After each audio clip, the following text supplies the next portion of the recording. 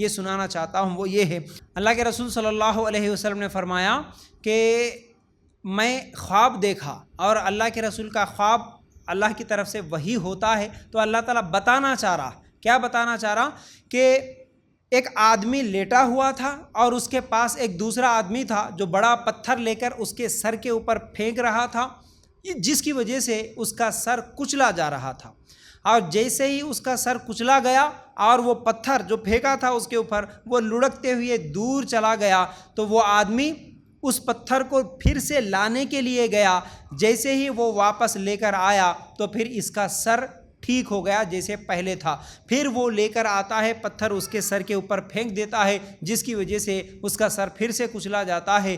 اس طرح مسلسل اس کو عذاب ہو رہا تھا۔ یہ کیا ہے؟ مرنے کے بعد جہنم میں عذاب ہیں۔ کس کے لیے ہیں؟ اللہ کے رسول صلی اللہ علیہ وسلم نے جب سوال کیا تو یہ کیسا عذاب ہے، یہ کس کے لیے عذاب ہے، تو اللہ کے رسول صلی اللہ علیہ وسلم کو جواب ملا، یہ وہ لوگ ہیں جو فجر کی نماز چھوڑ کے، یہ وہ لوگ ہیں جو قرآن سیکھنے کے بعد بھول جاتے ہیں اور فرض نماز چھوڑ کے سو جاتے ہیں۔ یہ حدیث بھی صحیح بخاری میں موجود ہے۔ فرض نماز چھوڑ کے سو جانا، فرض نماز چھوڑ کے کب سوتے ہیں؟ فجر میں سوتے ہیں۔ تو فجر کی نماز چھوڑنے والے کے لیے یہ عذاب، اور قرآن سیکھے اس کے بعد قرآن بھول گئے، بچپن میں سیکھے تھے اس کے بعد بھول گئے۔ کئی حافظ قرآن بھی ہوتے ہیں، مدرسے میں سیکھ لیتے ہیں بعد میں بھول جاتے ہیں۔ تو یاد رکھو، قرآن سیکھنے کے بعد بھولنے والے اور فجر کی نماز چھوڑ کے سونے والوں کے لیے یہ عذاب ہے۔ تو یاد رکھو، تھوڑا تصور کر کے دیکھو، محسوس کر کے دیکھو، چلتے چلتے اگر ہم کہیں پر ٹکرا جاتے ہیں، کسی دیوار سے ہمارا سر لگ جاتا ہے تو چھوٹی سی ٹھوکر لگنے سے ہم کو کتنی تکلیف ہوتی ہے۔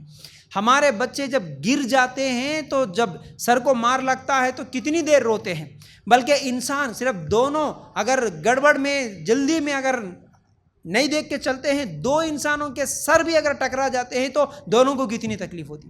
صرف چھوٹا مار اگر ہمارے سر پہ لگ جائے تو وہ ہم کو برداشت نہیں ہوتا۔